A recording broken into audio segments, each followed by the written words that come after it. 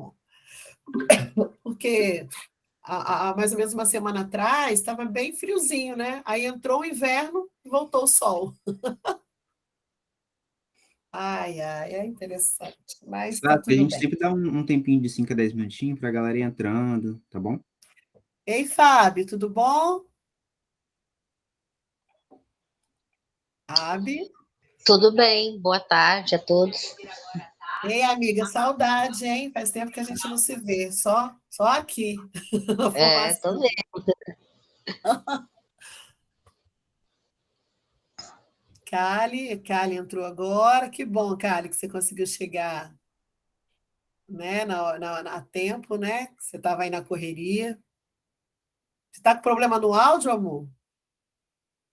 Pelo jeito, sim, né? Oi, gente. Boa Ah, tarde. mas beleza, tá aí. Tá, o áudio está direitinho.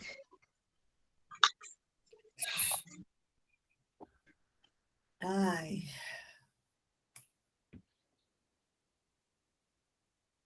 Pois é, gente. Mais um sábado, né? Graças a Deus. Toma aí, mais um sábado.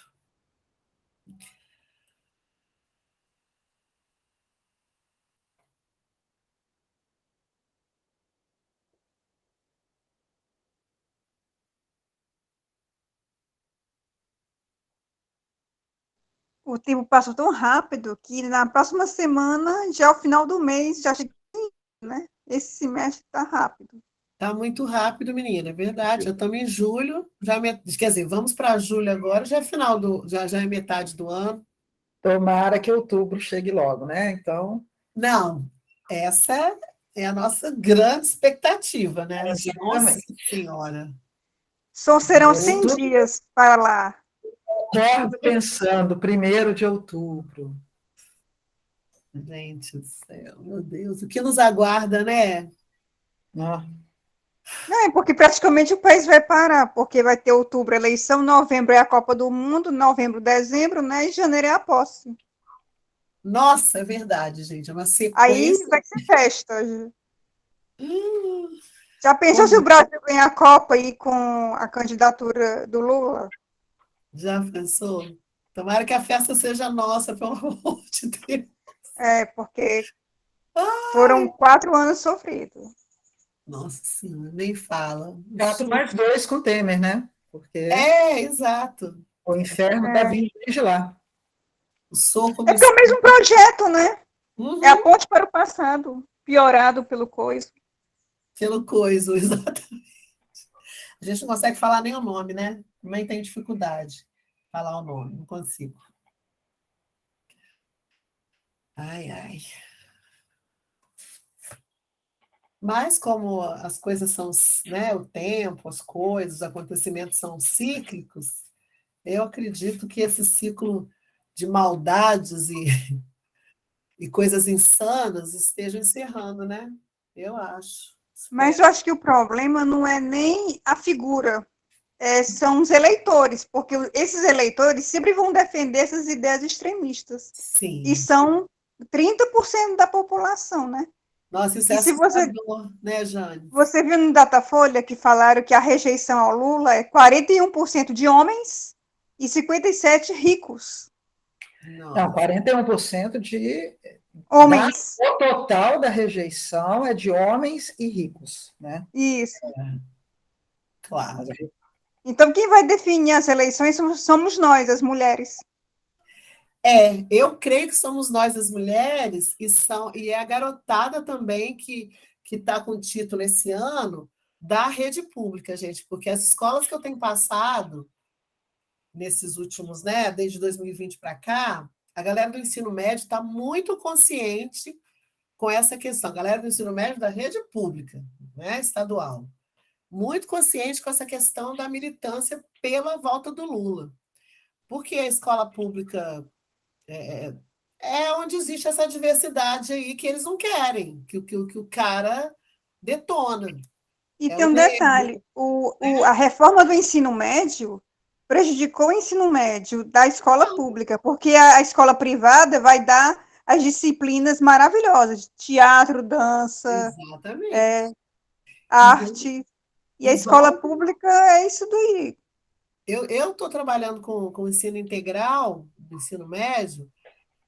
Não entrei no novo ensino médio porque eu sou segundo e terceiro, então são os primeiros que entrariam esse ano. Mas estou na mesma escola e é assim, tudo que é aplicado para o novo ensino médio é aplicado para o outro também, para o integral. É uma transição, assim. E aí o que acontece? Os meninos tiraram várias disciplinas das 3 séries, por exemplo, primeira série não tem geografia e história, segunda série não tem artes e não tem, terceiro ano não tem sociologia e filosofia, e aí vai. Eles, para não tirar tudo, No Enem não tem geografia e história. tem E como é que tudo. você tira isso do ensino médio? Por Exatamente. isso que esse pessoal acredita em Ratanabá, porque não tem geografia. Não, Exatamente. gente, ó, na boa, né? Mas isso acaba, né? Isso aí daqui a pouco eu vou. Não, isso tem que acabar, com certeza. Não tem E sentido. aí, e aí é o que ela falou, na rede privada, eles estão trabalhando o currículo base normalmente. E eles estão trabalhando o currículo diversificado também de forma maravilhosa, com o teatro, cinema, parará. Agora, lá com a gente, eles substituíram essas disciplinas pelas disciplinas do currículo diversificado. Então, em vez de você ter geografia e história, você tem eletiva e estudo orientado. Em vez de você ter sociologia e filosofia, você tem projeto de vida e tutoria. Coisas que isso a gente já poderia fazer dentro das próprias disciplinas que a gente já faz, entendeu? Então, assim, Mas os professores podem dar história e geografia mesmo dentro desse negócio aí? a rede privada, Não. Eu, como professor em sala de aula, eu posso continuar dando não, isso? só pode dar nas disciplinas que está no currículo. Por exemplo, eu dou História e Geografia para o segundo e para o terceiro ano, para o primeiro não tem. Hum. Aí o professor de Filosofia e Sociologia não pode com os E terceiros. aquele professor dessa escola que dava essas disciplinas vai para onde? Pois é, menina, mexeu também com essa questão da demanda do mercado de trabalho para os professores, porque diminui carga horária, diminui o número de vagas, tudo. Ele só vai poder trabalhar com aquelas séries que tem a disciplina dele. E isso compromete muito a carga horária. Não, Aí, quando a gente vai analisar, não foi bom, né? não, Foi gente, péssimo. E péssimo, para os péssimo alunos e para os professores e para a escola, né? para tudo mesmo. A gente até sabia disso, né? Quando a gente viu a proposta, eu já sabia que era totalmente mal intencionada. Mas Não foi uma Mas proposta, aquilo lá, ó, uma imposição, né? esse como escândalo que a foi? gente está Ninguém sabendo aí discutiu, no né? MEC, esse escândalo que a gente está sabendo aí no MEC, foi um Hum. prato cheio, porque eles aproveitaram a pandemia, que estava todo mundo isolado, para ficar com recursos públicos do MEC na mão deles. Agora, para onde está indo, a gente não sabe. Se são para as igrejas, se é para alguma empresa privada de alguém. Porque, na verdade, o que está acontecendo também é que alguns institutos, como Itaú, de redes, de instituições privadas, estão se metendo na educação. Vários projetos dentro da educação vêm desses institutos. É Itaú, Banco Itaú, não sei mais o quê. Então, estou achando que o MEC está todo, sabe, essa questão de dinheiro, de tudo voltado para isso. Porque eles criam os projetos para a rede pública, mas que envolve esses setores privados. Eu não entendo o porquê. Os projetos não são de interesse da gente. Por exemplo, de terceirização da educação especial. Quer dizer, de tirar os alunos da educação especial, os alunos com deficiência ou com inteligência acima da média, de dentro da escola. E terceirizar. Criar institutos fora da educação formal, né? Na verdade, a gente está vendo aí que o projeto que é do Temer, que ele continuou piorado, é transformar o Brasil numa fazenda. E como é uma fazenda, o povo não precisa estudar, se fazer faculdade e se aperfeiçoar. Aí as pessoas vão ter que migrar para emprego que tenha. Por exemplo, a área de saúde ainda tem, né? Então, exige formação. Mas para licenciatura não vai ter, porque uma fazenda não precisa estudar nada, né? Não tem mais curso técnico funcionando.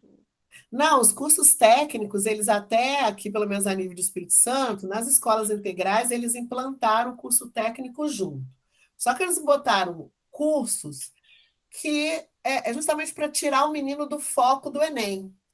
São cursos técnicos assim que não foi feita uma consulta àquela comunidade, aquele território, para saber das vocações ali, das possibilidades. Eles botaram 2 cursos técnicos para cada regional, sem consultar a população. É, que eles querem tirar esses meninos da faculdade, gente. Exato. É E só aí o isso. menino Não tem indústria no país. Eu ouvi uma matéria aí que vai faltar soro fisiológico para hospital, público e privado vai faltar, porque não tem indústria mais. Ai, Então, é uma imensa fazenda de commodities que é o Brasil. Aí, para que ter educação? Aí vamos tirar o recurso da educação. isso. Porque só quem vai mesmo para as faculdades vai ser elite, então a grande massa não precisa de dinheiro para investir na grande massa, né? Ai, gente, mas tudo isso vai ter que acabar, não é possível.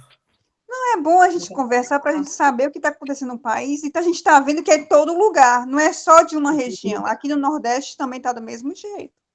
Nossa Senhora. É MEC mesmo, né? É, projeto, gente. Projeto. E eu estava comentando com o Matheus como que está difícil a vida do professor nessas escolas. Mas, para além disso tudo, a gente está sendo assim, vigiado, tem câmera dentro de todas as salas de aula, os nossos planos de ensino estão sendo supervisionados, a gente perdeu toda a autonomia, projetos, tudo supervisionado, só é permitido se a escola achar conveniente, né? E tudo é vetado, o professor não pode falar nada, principalmente nós que somos contratados, o efetivo já não fala nada mesmo, porque parece que eles se acomodam depois que eles se efetivam, não entendo. Eles que poderiam ter voz, né, eles acabam acatando tudo. E nós, os DTs, que ainda somos uma resistência, a gente agora não consegue fazer mais nada, porque tudo é na base da ameaça. Meu Deus do céu, a coisa está bem ruim, hein? Tá, aqui tá Está ruim. pior do que eu imaginava, que eu imaginei, né? Induzindo os alunos a Denunciar professor, né? denunciar os professores. O aluno, poxa, não tem, caramba, a mínima maturidade, nem Perguntar uma coisa, conhecimento. a coordenação das escolas ainda é a mesma que era antes? Por que essas pessoas aderiram dessa maneira a esse tipo de... Menina, olha, Saskia, como eu fiquei afastada, né, da sala de aula até 2020, eu fiquei no NAAS, sabe, né, durante muito tempo, então eu fiquei 9 anos fora, quando eu voltei estava essa jossa toda instaurada. Nossa. Então, inclusive, a minha escola foi demolida, né, o Paz Barreto, que é a minha escola de origem e tudo mais, onde o NAAS... Mas para ser reformada, para vir uma nova escola melhor, maior, com mais infraestrutura... A gente acha que isso é tudo papo furado. Lógico que é, gente. O terreno ali é de alta especulação imobiliária. Vai virar prédio. E poxa vida, ali abrigava mais 2 núcleos, né, muito importantes para o Estado, de educação especial, que atendia a comunidade todinha do Espírito Santo, e foi tudo para o chão. Não, é interessante, o que me deixa mais revoltada é saber que a mulher desse coisa, a coisa ruim, trabalho, usa a educação especial para ter voto, né, para ter manipulação. Porque ela fica fazendo aqueles sinais de libras como se fosse defensora e ela não defende ninguém. Meu Deus, eu não sei, não tem nem o que comentar sobre isso, gente. É uma coisa absurda, realmente. Não é bom, porque eu aqui, como eu tenho contato com as pessoas, eu comento o que vocês me falam. A gente faz essa troca, né? Com certeza. E vai se fortalecendo assim, até outubro. Por mais que o Datafolha fale que o Lula tem 53%, a gente tem que garantir esses 53%, porque não tem nada certo, né? Exatamente. E as pessoas precisam tomar conhecimento. Agora, eu acho sacanagem um aluno denunciar um professor Porque é uma estratégia política do ódio, né? Exato. O fascismo é isso, tem que jogar as pessoas umas contra as outras. E o Uhum. aluno era para ter admiração pelo professor e não ser inimigo. Não, com certeza. Mas a escola ela está jogando de uma maneira que o aluno ele acaba entrando nessa, ai meu Deus, nessa lógica aí perversa, Ó, o e ele pessoal está acaba perguntando se denunciando o podemos professor sem começar. querer. Ele é Vamos induzido. começar? Vamos começar? Desculpa 14 atrapalhar. 16. O Marcos deve entrar na Ele sequência aí. entrou aí Ah, acabou agora. de chegar, olha, não morre mais. A galera está entrando, né? E aí a gente já começa, né? Oi, querido, boa tarde. Marcos? Tá bom. Bom, gente, então, Diego também, né? Diego vai entrar aí na sequência aí depois. Uhum. Bom, boa tarde, né, a todos e todas. Não preciso me apresentar, talvez mais para ninguém, né? Porque todos aí que estão hoje estavam nos encontros passados. E eu queria primeiramente agradecer a presença de todos os participantes, professores e dos nossos realizadores convidados aí, a Saskia Sá, Diego Nunes, que ainda não chegou, mas está no caminho, aos nossos meninos aí do Cine Valente, sempre, né? Sempre valentes, né, gente? A Caliana e o Matheus, ao Marcos, nosso parceirão aí de sempre também no cineclubismo e colaborador e parceiro no projeto aí do edital. Agradecer, né, claro, à Secretaria de Cultura do Estado, a Secult, em relação a lei de incentivo do edital 008/2020, que tornou possível aí a realização da nossa formação. E pedir desculpa, gente, pelo dia 10, tá? Me justificar mais uma vez, porque no dia 10 a gente acabou furando o cronograma por conta de várias coisas, vários imprevistos que aconteceram com várias pessoas do grupo, e a gente não foi possível realizar. Mas agora a gente está estudando uma forma de não comprometer o resto do cronograma, mas está ajustando aí a participação da Bárbara com o filme dela, né? Com o filme e também a participação da Telmi, com a atividade que ela propõe, que vai enriquecer muito mesmo a nossa formação também, tá? Bem, nossa formação hoje ela entra no tema integrador meio ambiente e educação, que foi que a gente, na verdade, juntou, né, mais todos os outros temas, que eram educação ambiental, saúde e educação para o consumo consciente, que são os temas integradores da SEDU, e a gente aglutinou aí em um eixo norteador só, meio ambiente e educação, porque fica muito difícil contemplar tudo, e tem coisas também que, sei lá, fica meio sem sentido. Então, a gente conseguiu aí juntar esses três eixos aí, transformar em meio ambiente e educação, que vão ser discutidos a partir aí da exibição dos dois filmes, né? Rio das Lágrimas Secas, desculpa, gente, Rio das Lágrimas Secas, da Saskia Sá, e do dia em que mudamos a rota do Diego Nunes, né? Eu acho que agora dá para passar a palavra aí para Matheus, para a gente poder não comprometer muito o nosso horário, porque o que importa mesmo depois é o debate, né, gente? Então, vamos lá, Matheus, dá sequência aí, querido. Kali. Sou eu agora. Claro que você chegou no horário, tá? Voltou tudo ao esquema original. Vai lá. Boa tarde, gente. Meu nome é Caliana, mais uma vez, né? Eu vou apresentar os filmes fazendo uma pequena sinopse deles. E eu vou começar com o da Saskia, Rio das Lágrimas Secas. A Saskia sempre que pode participa com a gente também, né? De várias Exibições. Né? Atividades. Isso, várias atividades. A Saskia está sempre com a gente. E aí, o filme da Saskia, ele fala sobre o rompimento, né, da barragem de mineração lá de Fundão. E ele mostra como esse crime ambiental ele afeta o Rio Doce e algumas comunidades ao redor do, do Rio Doce. Isso aí. Aí, gente, eu fico um pouquinho nervosa de falar. Eu Você tenho está em um pouco casa, de você está em timidez, casa. mas enfim, ele vai falar das comunidades ali de Mariana e o distrito de Bento Rodrigues, as mulheres da aldeia Kenak, em Resplendor, né, em Regência, e na Foz do Rio Doce também, no litoral aqui do nosso estado, Espírito Santo. Isso aí. O segundo filme que a gente vai trabalhar, né, nessa mostra é o filme Do Dia em que Mudamos a Rota, do Diego Nunes, e ele é um relato, né, dos moradores do bairro de Jardim da Penha, que abraça o aeroporto de Vitória e eles percebem, né, vão se deparar com a mudança de rota, né, dos voos e a forma como isso vai impactar os moradores também.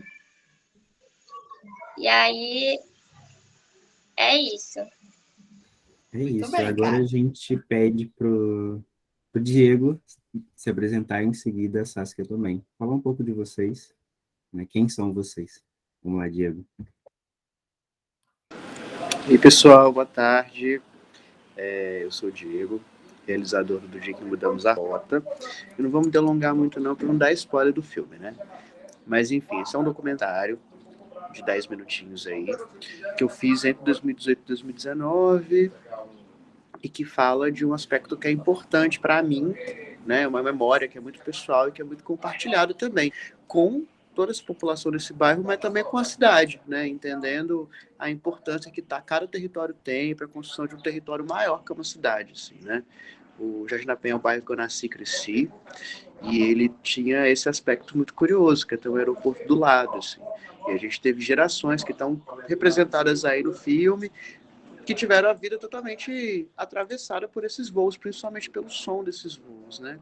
Em dado momento, a Prefeitura de Vitória decide ali, por uma questão de saúde, de logística, que essa rota vai mudar. E eu percebo em casa, com os primeiros personagens que são da minha casa, depois a gente abre para o resto do bairro, que essa rota vai mudar e algumas coisas vão mudar na nossa vida. O que mudou, como mudou, e esses relatos vocês vão ver no filme. Mas aí, por hora, é isso. Boa sessão para vocês. Aproveitar para fazer merchan aqui da firma. Estou nessa correria aqui, falando rápido, porque eu estou na produção do Festival de Cinema de Vitória. Hoje é o último dia. E a gente tem sessão agora às 3 da tarde, não vai dar para vocês irem, mas a da noite às 7 está funcionando. Tem show em Vila Velha às 9. E é isso aí. Até já.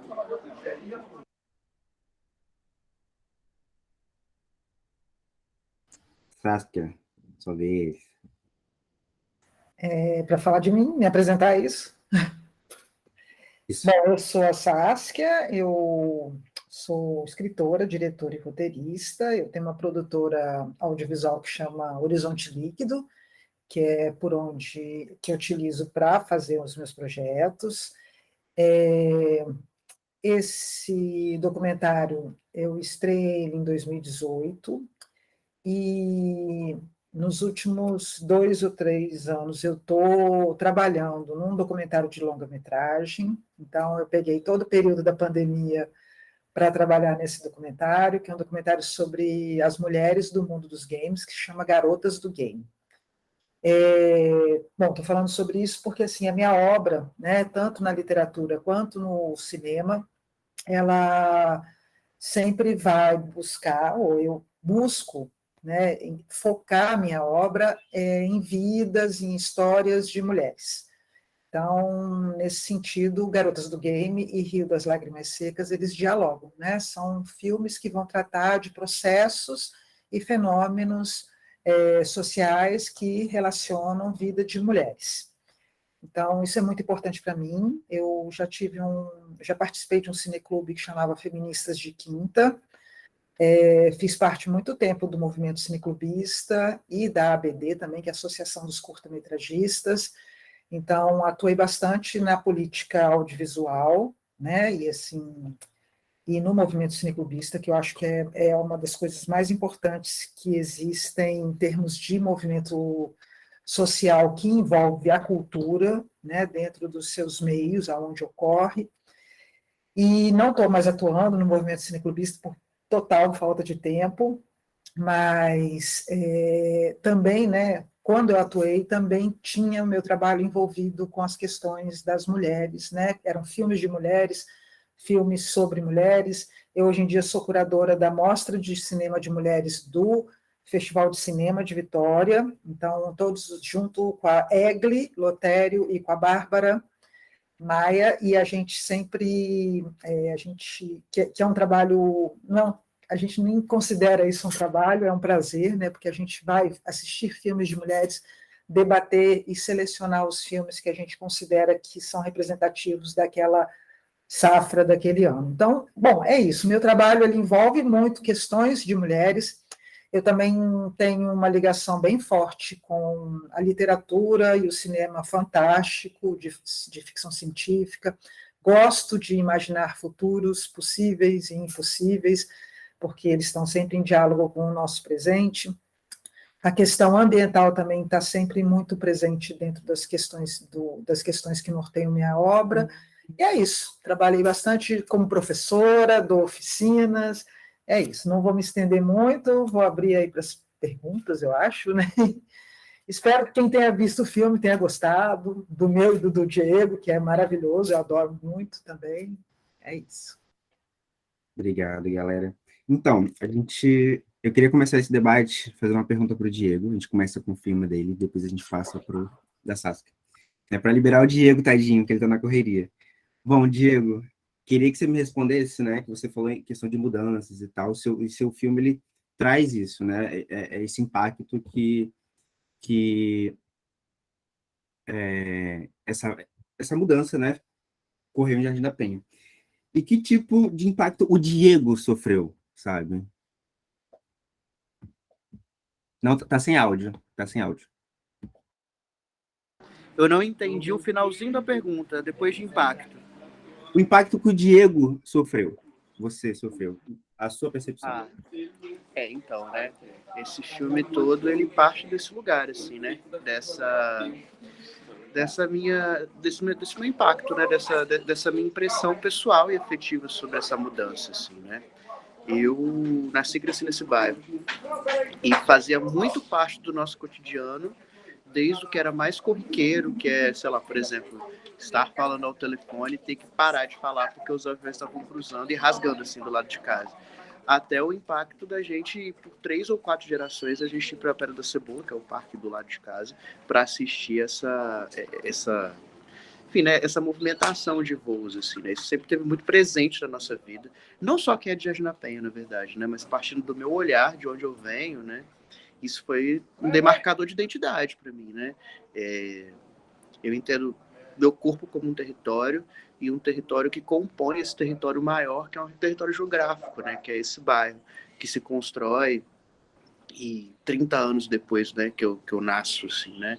Todas as modificações que foram atravessadas nesse lugar, e os aviões, na verdade, sempre tiveram ali. O aeroporto é antes do bairro. Se a gente for parar para pensar, isso é muito curioso, né? O aeroporto tem 30 anos antes que o bairro, e ele determina todo um PDU desse lugar, assim. Então, a minha constituição enquanto ser humano, de algum modo, é composta a partir desses aviões, e o quanto isso atravessa a minha vida, assim.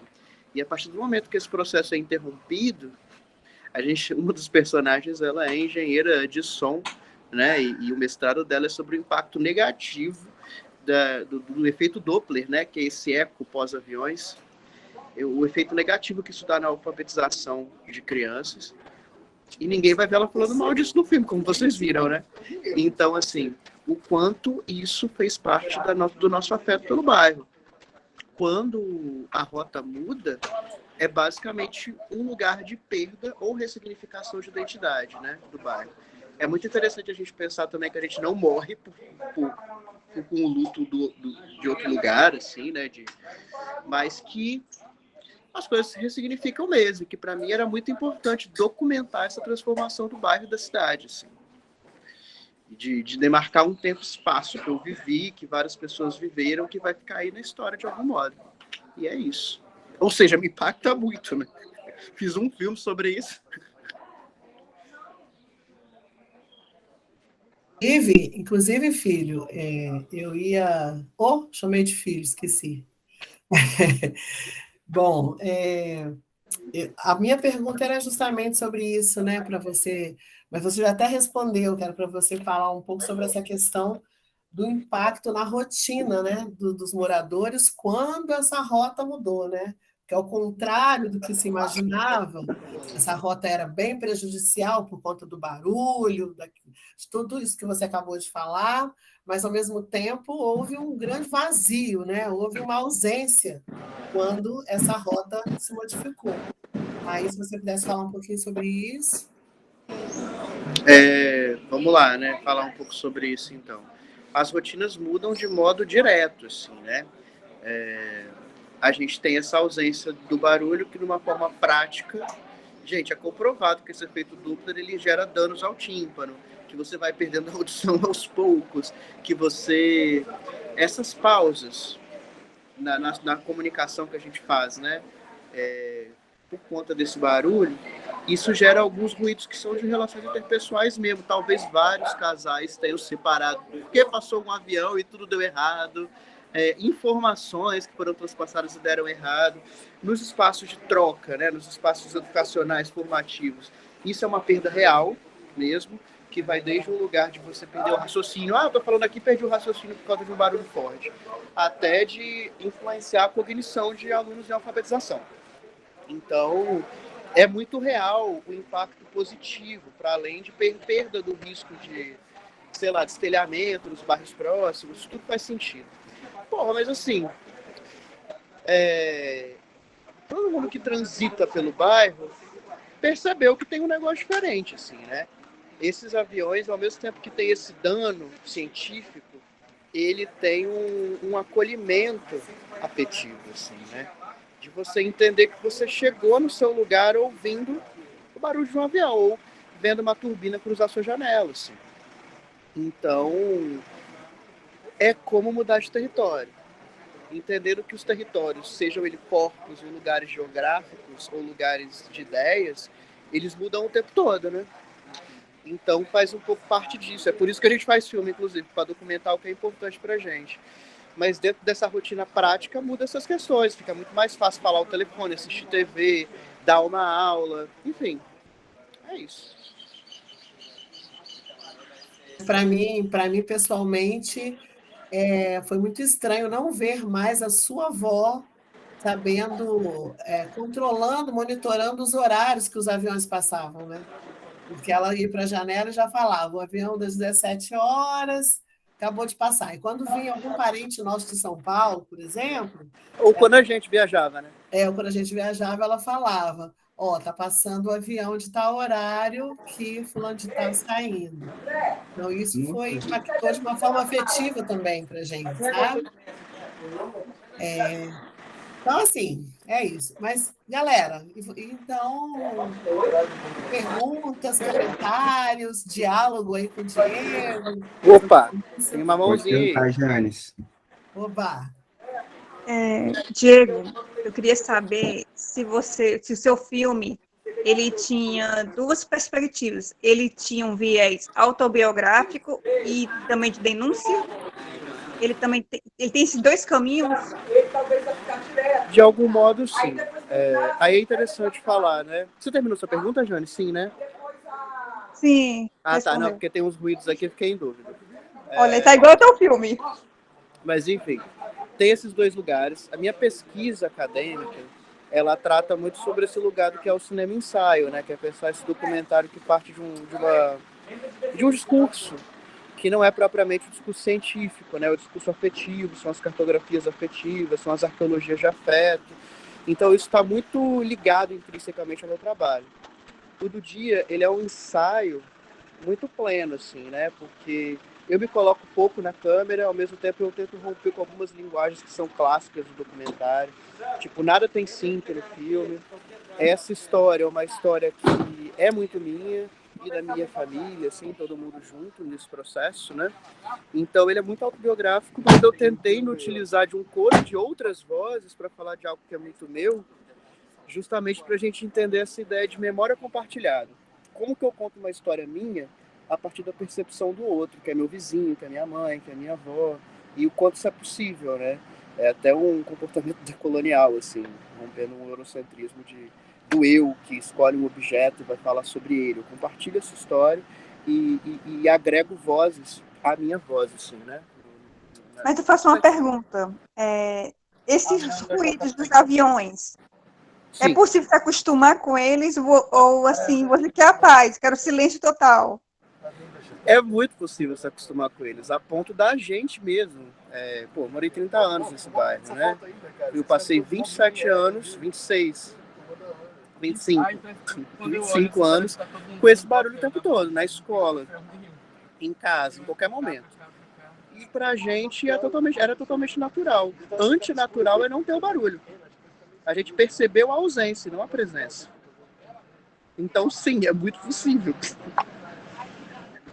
Janes, morei em Jardim da Penha desde os 9 anos de idade, e foi sempre isso, a vida inteira. Então, eu, mais que Diego, convivi com esse ruído estrondoso na minha cabeça, vários horários do dia, durante mais de 40 anos. Depois foi justamente a ausência que trouxe o estranhamento. Impressionante. Mas é isso.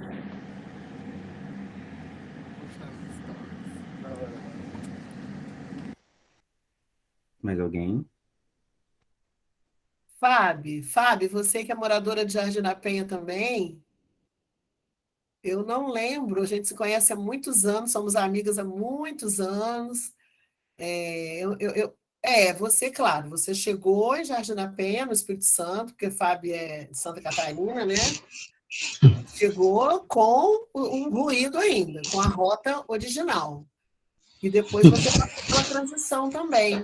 Você tem alguma coisa a dizer, amor? Qual a sua percepção, assim? O que você sentiu nessa mudança? Boa tarde de novo. Eu senti falta também, mas também gostei da nova rota. Eu geralmente vou até a praia de Camburi, calçadão, gosto de ver a chegada dos aviões, né?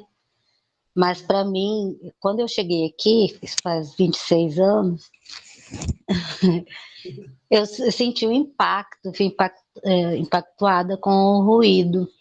Uma certa vez, eu estava lá na lama, né, a gente conversando, do nada aquele avião passou rasante, acho que até você estava junto, e eu me agachei.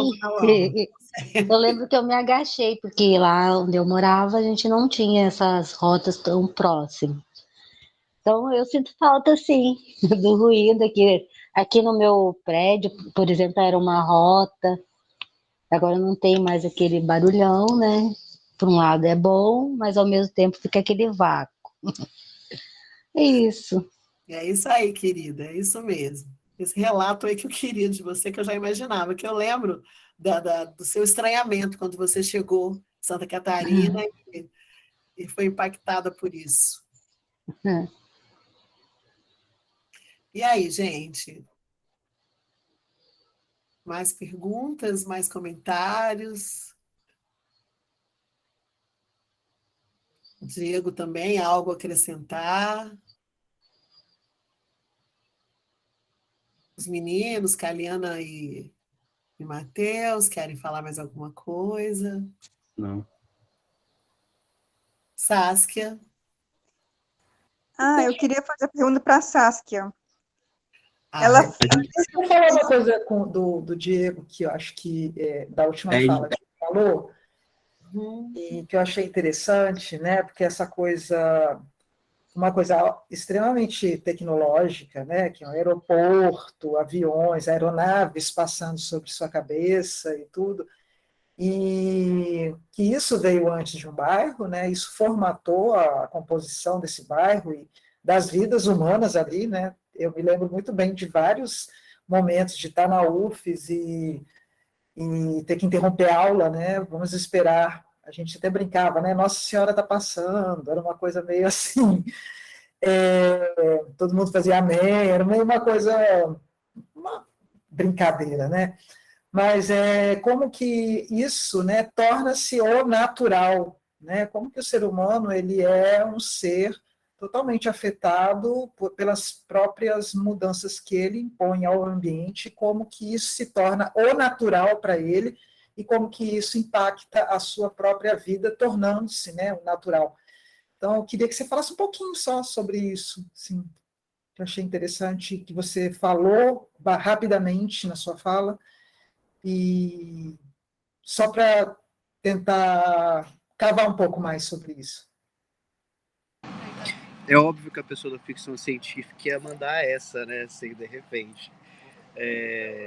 Então, foi um dos pontos, inclusive, que eu pensei no momento que, assim, a história veio e como foi um negócio muito orgânico, esses detalhes de reflexão que são quase filosóficos, eles foram vindo depois, né? As reflexões foram vindo depois. E, assim, a princípio, esse filme ele ia ser feito todo de imagem de arquivo, né? Tinha solicitado para várias pessoas todas, né, que eu conhecia, que eu não conhecia, criei hashtag no Instagram, para as pessoas filmarem a passagem dos aviões. Isso já foi um desejo de fazer uma conexão que era estética e de linguagem com esse paralelo de algo que é extremamente tecnológico, ciborgue mesmo, né?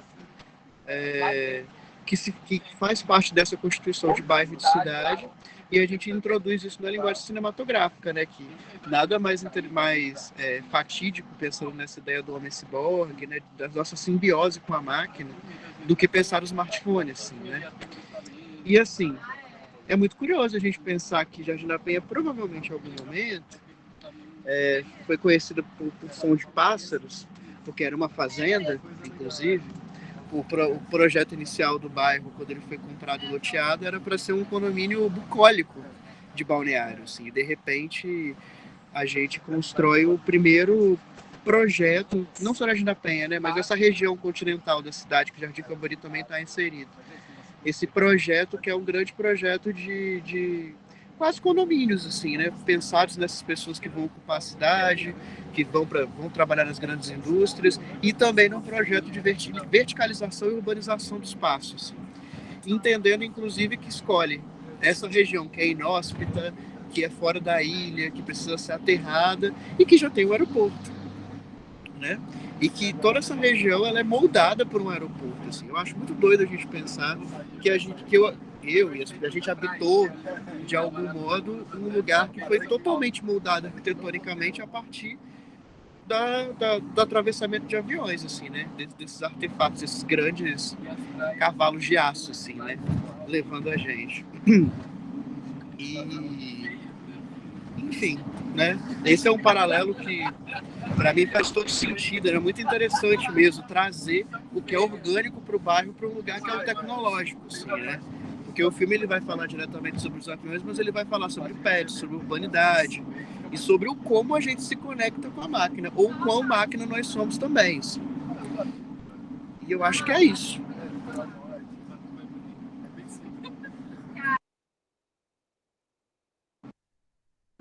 Gente, olha só, eu preciso preparar um conteúdo aqui.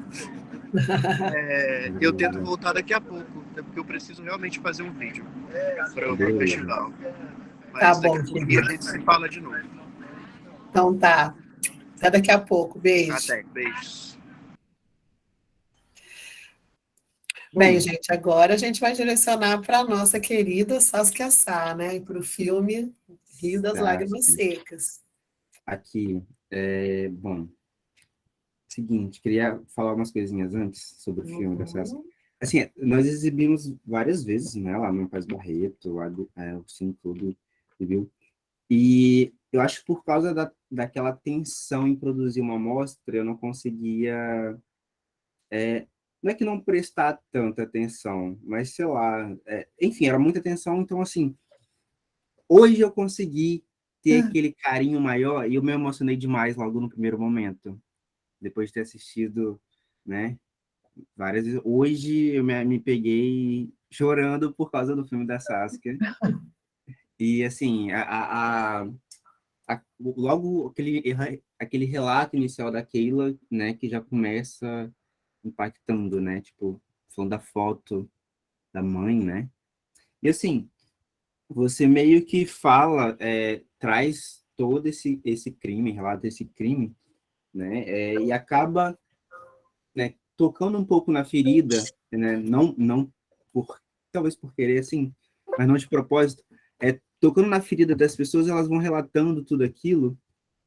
E o que a Saskia, né, pensou, pensou sobre a vida, né? O que você pensa sobre a sua vida? O que mudou assim o seu modo de pensar através de relatos de outras pessoas, né? Porque elas passaram por diversas situações que mudaram totalmente, né, a vida delas.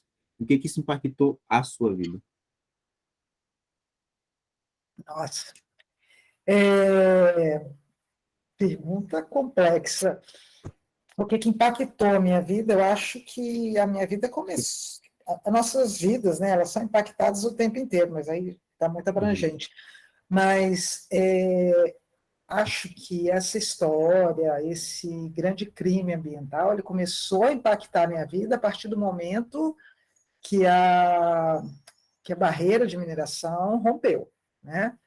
A partir daquele momento, eu me lembro até hoje, assim, do choque, do impacto que eu senti ao ver aquelas imagens, que eram imagens pós-apocalípticas, assim, eu já falei, né, que eu sou uma pessoa bem ligada às questões, aos conceitos que norteiam a ficção científica, alguns tipos de ficção científica que me interessam, que tem a ver com um pouco com as distopias, alguns movimentos e subgêneros dentro da ficção científica, como solarpunk, que tem a ver com questões ambientais, o weird, que tem a ver com a questão do estranho, né, do monstruoso, e aí vai por várias vertentes do terror também.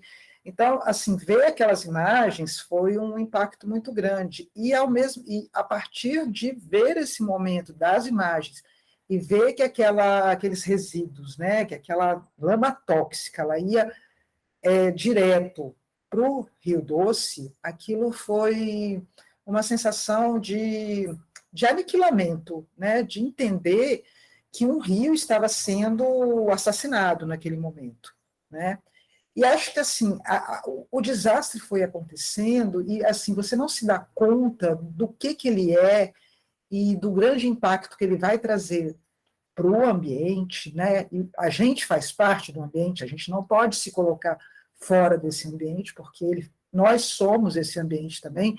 Então assim, dos impactos que vão começar a ocorrer a partir desse grande crime e desse grande desastre ambiental. Então, é uma dor e é um impacto que ele vai se desdobrando no tempo. A partir do momento que ele vai seguindo o rio, parece que também todos os seus efeitos eles vão se desdobrando em inúmeras dimensões humanas, ambientais e sociais, econômicas, culturais, né? Porque o Rio Doce afinal de contas, ele faz parte, né, do imaginário cultural do Espírito Santo e de Minas, né? É um rio importantíssimo para os dois estados, que liga os dois estados, que nos liga culturalmente, né? E que nos liga e aí você, cara, é um impacto que vai se desdobrando. Então, assim, eu não faço parte, eu não moro na beira do Rio Doce, né? Mas eu faço parte desse ambiente, né? Esse ambiente está dentro de mim, né? Ele permeia o meu corpo, permeia a minha vida, né? Apesar de eu não ser do Espírito Santo, mas eu moro aqui já há muitos anos. Então, mas eu sou humana, né? É um rio. Então, assim, não tem como você não se sentir impactado com isso. E aí, conforme a gente foi fazer o filme, teve uma visita anterior, quer dizer, aí começou todo um processo de pesquisa, teve a visita anterior à filmagem de pré-produção, né, e depois teve as filmagens, conhecer aquelas pessoas, e aí isso impacta ainda mais, porque cada história que você ouve naqueles lugares são micro-universos, né, que você vai incorporando a você, incorporando organicamente, né? Eles fazem parte de mim hoje.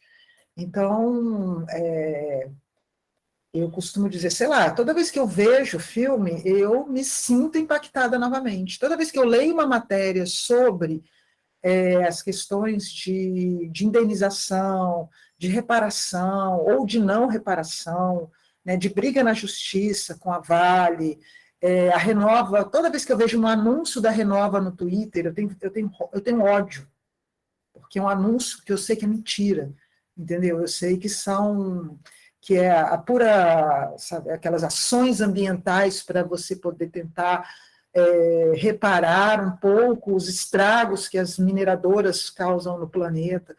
E aí, assim, eu continuo sendo impactada. Agora, imagino como a vida dessas mulheres continua sendo impactada até hoje e vai continuar sendo impactada.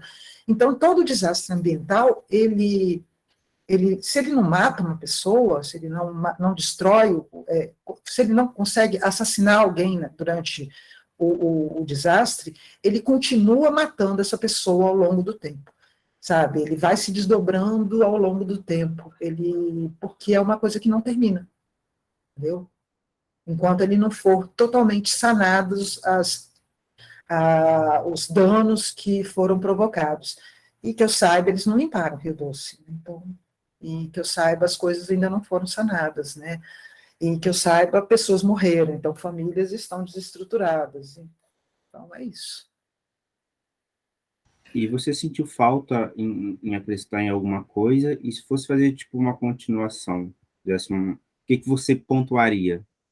Uma continuação. Uma outra, uma continuação desse acontecimento, né? O que você acrescentaria? É Se, isso. se algum dia eu fizesse uma continuação, eu não faria especificamente sobre esse. Tinha um projeto, uma vez eu tentei até entrar com ele no edital, era um projeto maior, ele se desdobrava em outros desastres ambientais relacionados à água no país. Esse projeto acabou não passando. Era um documentário de longa-metragem. Ele existe. Eu nunca jogo fora projetos. Projetos ficam aí, um dia talvez eu volte a fazê-los. Mas, assim, eu acho que se eu fosse fazer um novo documentário, eu não ficaria focada apenas nesse desastre, nesse crime ambiental da Samarco e da Vale, mas eu tentaria desdobrar, buscar outros desastres que ocorreram também provocados por mineração e que afetaram águas e territórios e comunidades relacionadas a esses corpos de água, né? Corpos humanos e corpos de água, afetados por crimes e desastres ambientais. Mas é uma coisa que eu teria que... É um trabalho de longo prazo, né? Seria isso. A minha ideia seria pegar e ir em busca dessas pessoas, anos depois, como elas estão, né? Voltar a essas 3 comunidades para saber o que aconteceu anos depois, mas não ficar só nisso e desdobrar para outros desastres que ocorreram, e tem vários, né? Então, eu posso citar de cabeça aqui, tem Brumadinho, tem a Braskem em Maceió, tem um desastre que é Barcarena, eu acho, no Pará. Então, tem vários que eu tinha listado na época, eu estava pretendendo fazer em 4 lugares diferentes. A ideia seria essa. Né? Porque também a gente tem que ter a consciência de que não foi só um desastre. Né? Isso é uma política, né, extrativista, de commodities, de transformar a gente numa grande fazenda, como a Janes colocou, antes da gente começar o debate, né, onde tudo nosso continua sendo sugado, né, tudo do território do Brasil, da América Latina, né, continua sendo sugado, e a gente continua eternamente preso nessa estrutura econômica colonialista, que continua a colonizar nossos corpos, nossa natureza, né? O nosso tudo, nós transformando todos nós em recursos, nós somos recursos, né? Por isso a questão educacional que a gente estava falando aqui antes também. Então a ideia seria de tentar ampliar esse universo e mostrar que é um sistema no qual a gente está preso, e que a mineração ela faz parte desse sistema. Então, não é só Samarco, né? É uma coisa muito maior. Não é um acidente, né? Não é um acidente. Essas coisas estão previstas, né? E a gente enriquece os acionistas, a gente serve para isso, só para isso. Janes? Eu estava ouvindo aqui a Saskia falando, e Saskia, aqui recentemente, a gente conseguiu, depois de muitos anos, a questão da transposição do Rio São Francisco. Quando derrubaram a Dilma em 2015, o Temer achou por bem paralisar aquela obra, né? Aí, aos pouquinhos, a oposição foi tentando terminar a obra e, infelizmente, a coisa ruim quer dizer que ele é o pai da obra, né? E nem é. E eu temo por essa construção, porque o Rio São Francisco, ele começa lá em Minas Gerais, onde tem essa problemática da mineração, né? Então, essa água poluída de Minas Gerais pode chegar aqui a algum momento da história do nosso país, se não houver uma política séria de defesa dessas águas, né? E eu estava pensando também que aqui no Ceará também tem uma mineração. E de vez pouco sai na imprensa dos riscos. Não tem uma continuidade de notícias. A gente pouco sabe a respeito, porque a gente sabe que tem militantes que vão para algumas cidades do interior daqui para fazer a defesa das águas dessa mineração que é pouco falada aqui. As pessoas pensam que aqui não tem, mas tem. Tem barragem aqui. E eu estava pensando, assim, se você teve alguma ideia de fazer um filme mostrando a questão da sonoridade, quem sabe os sons das águas, da natureza, pudesse também afetar as pessoas na questão da proteção ao meio ambiente, né? Porque, de uma certa forma, a sonorização, ela mexe com a nossa memória, né? Tem essa questão do afeto e da questão da causa indígena, né? Que a gente está vendo aí a história do Dom e do Bruno, né? Então, acho que tudo tá interligado, né? A mineração, causa indígena, água. Você já pensou em fazer um filme com sons da natureza, sem ser só as imagens? Não. Não especificamente, né? A gente, quando faz um filme, trabalha o som, a sonoridade dos ambientes e as imagens que são capturadas. Eu nunca tive uma ideia específica para trabalhar um filme mais focado no som, mesmo porque eu tenho uma certa deficiência auditiva, que eu perdi uma boa parte da minha audição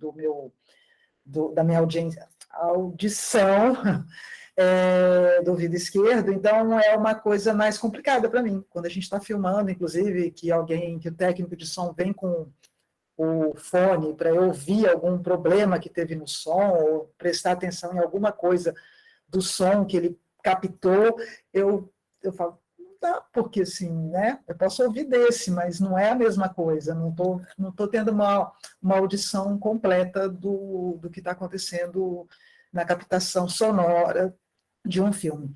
Então, nunca foi, e assim, eu tenho a minha percepção muito mais voltada para as questões visuais. Talvez por uma coisa bastante natural minha, porque desde criança eu fui uma pessoa...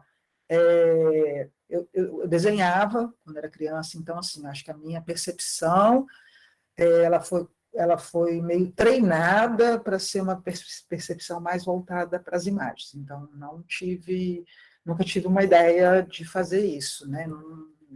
Não é uma coisa que me moveria, entendeu? Apesar de achar a ideia maravilhosa, interessante, e tem alguns documentários que trabalham essa questão de uma forma muito impactante. Tem um documentário que eu gosto muito, que chama Afeto, que é um documentário que passou na Mostra de Mulheres, de Cinema de Mulheres, e ele mostra a cidade, né, e os corpos das mulheres, como que as cidades afetam os corpos das mulheres. E aí tem todo um trabalho com os ruídos urbanos, esses ruídos feitos de uma maneira muito impactante, muito alta, muito forte, e como que isso passa a dureza, né, a aspereza do ambiente urbano, principalmente em relação aos corpos das mulheres. Acho lindo, mas não é uma coisa que me moveria fazer um documentário calcado, né, ou focado na banda sonora e não nas imagens, né, embora eu trabalhe as duas coisas, óbvio.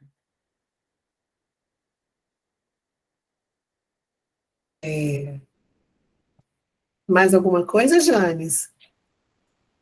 Ficou satisfeita com a resposta? É porque eu queria perguntar para a Saskia, tocar num ponto aí, porque a sua abordagem foi com 3 comunidades e 3 mulheres, como, né, a sua proposta, as suas produções são sempre trazendo pelo olhar, pela ótica da mulher, né? O que você sentiu, Saskia, assim, em relação porque cada mulher de cada território foi impactada de uma forma, né? E como que você sentiu isso? Que tipos de olhares, de sentimentos, de sofrimentos diferentes que essas mulheres tiveram a partir desse assassinato desse rio, né? Porque, como você estava falando aí, né, desses desdobramentos do rio, mesmo a gente não estando próximo e tal, porque ontem mesmo, em sala de aula, eu falando sobre bacias hidrográficas e falando sobre essa questão das redes hidrográficas, eu citei o Rio Doce, porque o Rio Doce, como você disse muito bem, né, ele nasce lá em Minas Gerais, atravessa todo o Espírito Santo, deságua no Oceano Atlântico, ou seja, ele forma uma grande rede hidrográfica com várias subbacias, né, a partir dele. E quando eu citei o Rio Doce para falar para os meninos, eu travei.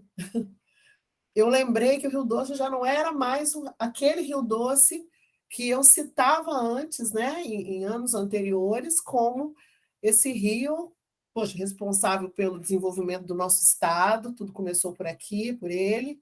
Em Minas, não conheço muito a história, mas provavelmente também ele foi muito importante no desenvolvimento, e uma bacia hidrográfica enquanto unidade, né, principal de desenvolvimento econômico, cultural e etc., de uma região, eu quis ilustrar, trazendo o Rio Doce, e fiquei travada, assim, porque pela condição ambiental que o Rio Doce se encontra hoje. Mas aí foi até bom porque eu entrei nesse assunto com eles também, né? E aí eu queria saber do seu olhar sobre esses olhares diferenciados dessas mulheres em relação a como elas foram impactadas por essa tragédia, né? Isso foi uma coisa que a gente foi percebendo, né, ao longo da viagem, não tanto na viagem de pré-produção que a gente fez antes, mas foi uma coisa que eu fui percebendo durante as filmagens, né? Porque aí foi quando efetivamente a gente entrou em contato, quer dizer, rolaram as entrevistas, então a gente pôde ter essa escuta, né, junto a essas mulheres que eram de comunidades diferentes, né, e elas são comunidades muito diferentes entre si. Então, assim, a primeira comunidade, que é Bento Rodrigues, é uma comunidade que está no início ali, ela sofreu os efeitos do desabamento da barreira de mineração, né, principalmente Bento Rodrigues, que foi onde morreram 19 pessoas. Então, onde a cidade foi realmente, assim, efetivamente soterrada. Então, ali tinha um tipo de dor, era uma comunidade pequena, né? É dessas vilazinhas, pequenas cidades de Minas, rural, assim, na beira de um rio, com uma igrejinha, escola, próxima a Mariana, né? No distrito de Mariana, mas um pouco afastada. Então, onde todo mundo se conhecia, onde as pessoas se relacionavam, se conheciam, que eu digo assim, se conheciam há gerações, né? As avós, lá desde tataravó, desde que a cidade foi fundada, as pessoas continuavam ali, muitas pessoas trabalhavam em Mariana, mas viviam ali, né? Então, essa comunidade de laços fortes, que foi totalmente desestruturada. Então, a partir das casas destruídas da morte daquelas pessoas, o que você via ali era luto, né? Ou seja, se perdeu Uma comunidade inteira, ela foi desestruturada, ela foi destruída, sua casa, não tem mais a igreja, não tem mais a escola, não tem a casa de fulaninha, que era minha vizinha, a outra vizinha morreu, entendeu? Então, isso avassalador, é uma perda, é um luto muito presente, né? E quando a gente foi filmar, ainda era muito presente, a gente foi 2 anos depois filmar. Em Resplendor, ainda em Minas também, mas já na metade, já quase na divisa entre Espírito Santo e Minas, já era a aldeia Krenak, onde você tem também uma comunidade pequena, uma comunidade de laços fortes, uma comunidade tradicional, né, uma comunidade de um povo originário, né, que tem uma relação com o rio diferente, né. Pessoas não morreram ali, mas um rio morreu. E o rio, para elas ali, é um ser, né? É um ser tão importante e cuja vida é tão importante quanto a vida do filho de uma mulher daquelas, tão importante quanto a vida da própria comunidade, onde há uma perda cultural muito grande, né? Não há o luto pela perda de pessoas, a comunidade não foi devassada, não foi destruída, mas, culturalmente, eles tiveram uma perda extremamente importante, né? E outra coisa, eles tiravam água do rio para abastecer a própria comunidade, os encontros deles eram feitos na beira do rio, tudo deles, né? Todas as relações sociais deles envolviam o rio. Então, é uma coisa que uma das personagens fala, né? Eles já tiveram que lutar tanto pela terra, porque aquela terra ali, eles tiveram que lutar muito para poderem ter a posse dela, né? Para poderem viver ali, para poderem estruturar a sua comunidade naquele território, e agora eles têm que lutar pela água. Então, assim, é uma sensação de você estar sempre lutando, né? Você está sempre... A gente vê, né? A causa indígena do jeito que está acontecendo hoje em dia, vários retrocessos, e vocês falaram do Dom e do Bruno. Ontem houve uma tentativa de reintegração de posse no Mato Grosso do Sul, onde acho que 5 pessoas foram mortas ou foram feridas, vários indígenas desapareceram, não se sabe quantas pessoas realmente estão mortas, 5 pessoas feridas e não se sabe ainda quantas pessoas morreram, e sem ordem judicial de reintegração de posse, ou seja, o governo agindo de forma totalmente ilegal. Então, assim, é uma eterna luta, né? Uma eterna busca para você continuar garantindo os seus direitos sem saber nunca, né, o que vai acontecer amanhã. Então, é essa perda delas. E as mulheres de regência, que aí já é na Foz do Rio, que são pescadoras. Todas aquelas mulheres que eu entrevistei são mulheres pescadoras, com exceção da primeira menina, que ela é surfista. Então, são pessoas que têm uma ligação com a água, uma ligação econômica, né? E uma jovem que tinha uma ligação cultural também, né? Porque a questão do surf, uma questão que faz parte, quem conhece Regência, conhece como que Regência é conhecida como a cidade, né, de surf, e como isso movimenta, como isso faz parte da cultura local. E a pesca, né? Então, ali houve 2 perdas, né? O rio e o mar, né? E aquelas mulheres todas perderam as rendas, a forma de... a renda econômica das suas famílias. Então, é um outro tipo de dor, né? Então, é o que a dona Lourdes fala, né? A Samarco matou o nosso sonho.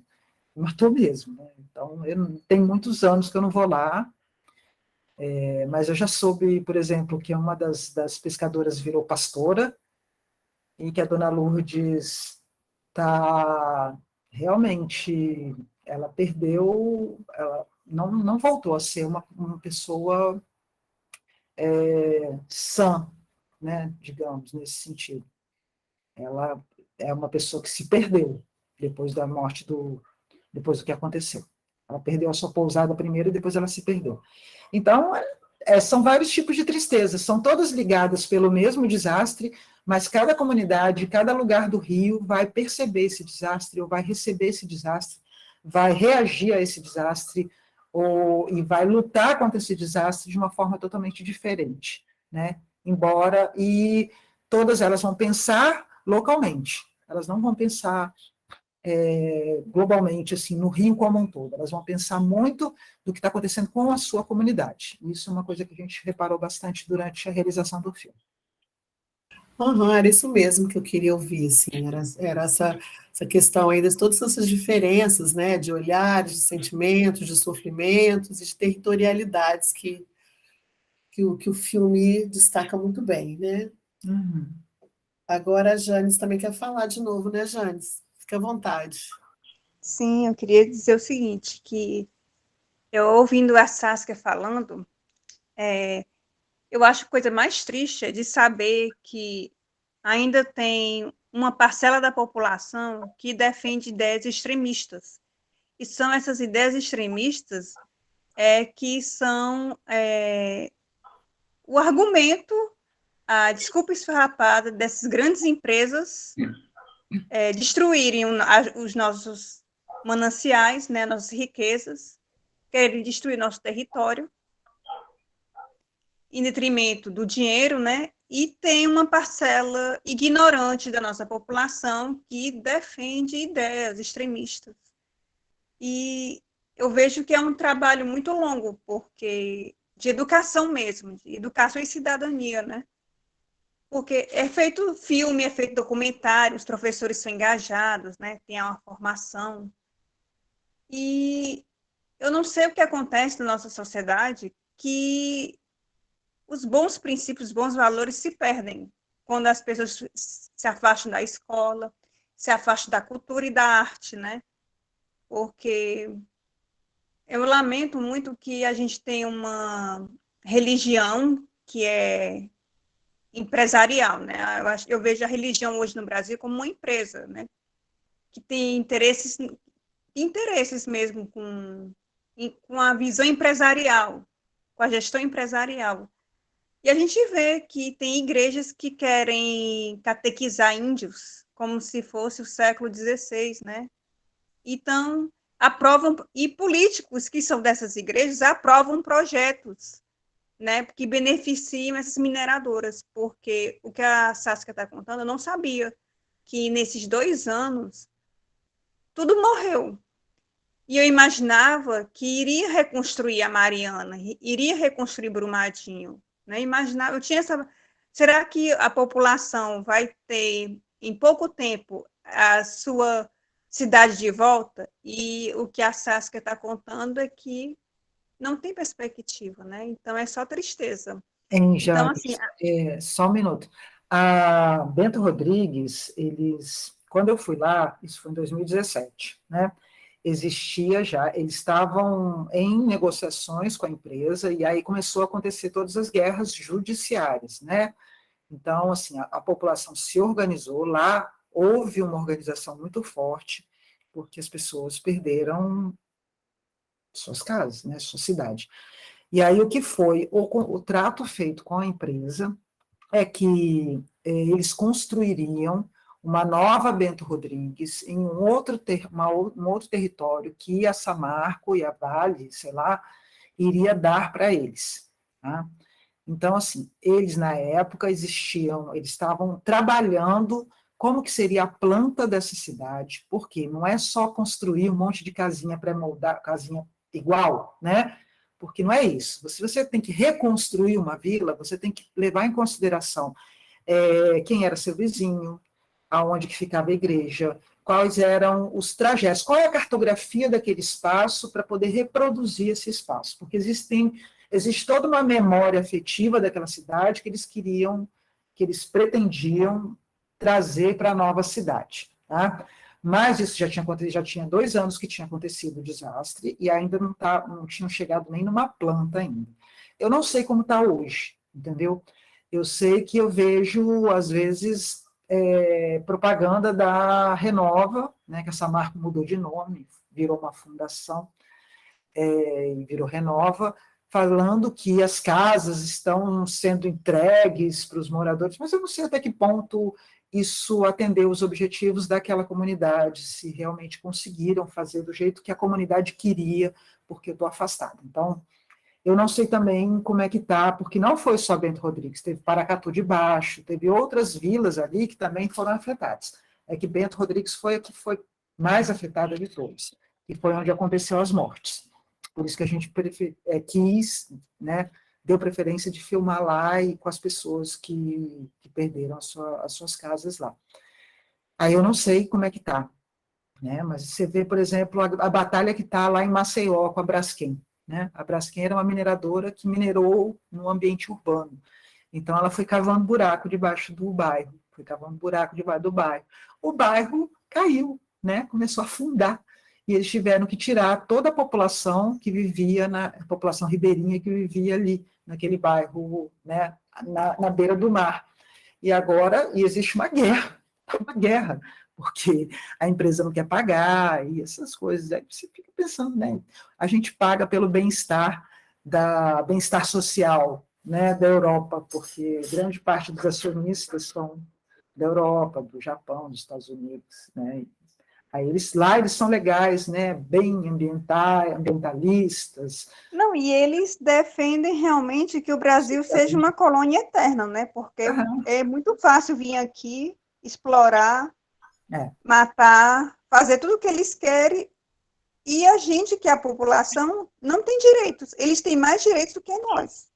Mas é assim que eles fazem há 500 anos, aliás, desde do renascimento, do início do capitalismo, né? Todo o sistema colonialista mundial foi feito com essas bases, e continua, não mudou. Ele só vai se transformando para continuar exercendo a sua forma de capturar recursos, né, e levar para a metrópole. É isso. E a mineração é o exemplo mais gritante disso, né? O agro também. Toda a nossa água vai para sustentar boi e pastagem de soja. E aí a gente paga bem caro por isso. Exatamente. Dentro das atividades econômicas que mais consomem, que mais desperdiçam, que mais impactam a questão da água, é essa agricultura e pecuária, né? Depois a indústria. Não, a mineração também, gente, porque assim, mineroduto, o que é mineroduto? São dutos, são canalizações que trazem o minério lá de Minas para o porto aqui de Tubarão.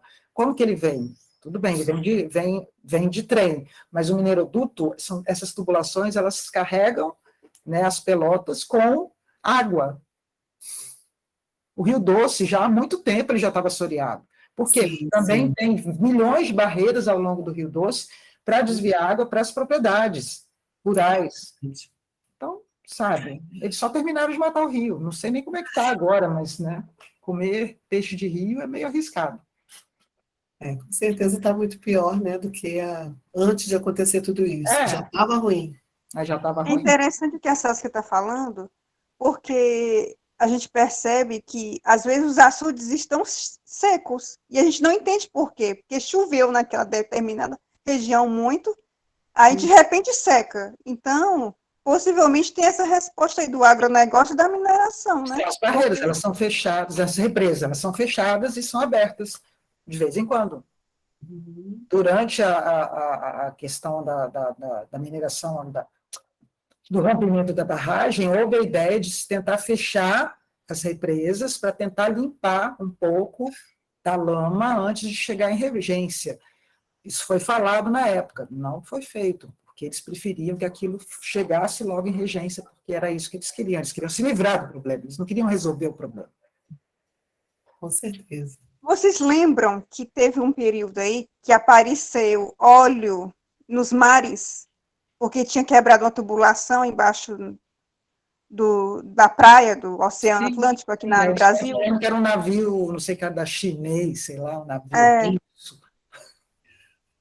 Então, assim, todas as águas estão poluídas, praticamente, né? Sim. Tiveram tantos derramamentos de petróleo, né, inclusive pela própria Petrobras e tal, enfim, que eu já até estou confusa, gente, porque foram muitos Teve pouco tempo, teve muito óleo nas praias, chegou nas praias, assim, desde o Nordeste foi descendo, né? E aí o governo, acho que já no governo Temer isso, né?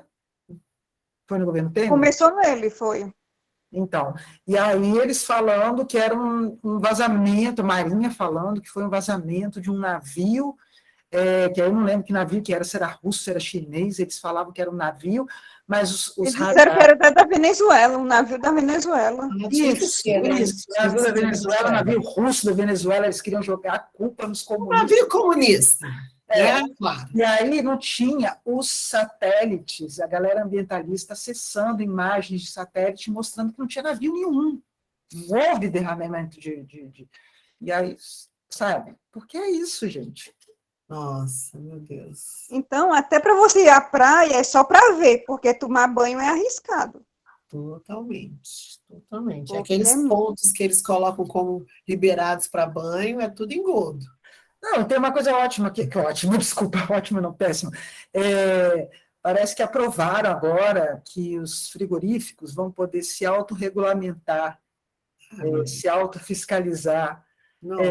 Foi uma aprovação sem ser em plenário, foi só a comissão de agricultura que definiu, não foi para plenário, e isso já está virando lei. E parece que... E, galera, você sabe o que é isso? Os próprios frigoríficos eles vão poder se fiscalizar. É um negócio absurdo, porque assim, a quantidade de hormônio que eles vão colocar na carne, a quantidade de antibiótico, a quantidade... Se tiver alguma doença, a galera que come carne está ferrada. Pois é, agora é agora de virar vegano. De virar vegano. Quer dizer, a gente não sabe nem se virar vegano dá certo, né? Porque liberaram um bocado de agrotóxico para a agricultura. Não, e o gado faz urina, né? Ele vai, assim, é usado água, aquilo vai para a terra, vai para o rio. Então, assim, já tem os transgênicos, tudo. Se eu continuar a poder mais 4 anos, a gente não sei para onde a gente vai parar, não. Ainda tem um detalhe, porque tudo começou assim. No Brasil nunca houve saneamento básico. O saneamento era jogado na praia, né? Nos rios, nos lagos. Ainda tem a questão da mineração, e tem a questão dos óleos também. Então, assim, é um tema muito importante porque é a sobrevivência humana. A água é a sobrevivência humana.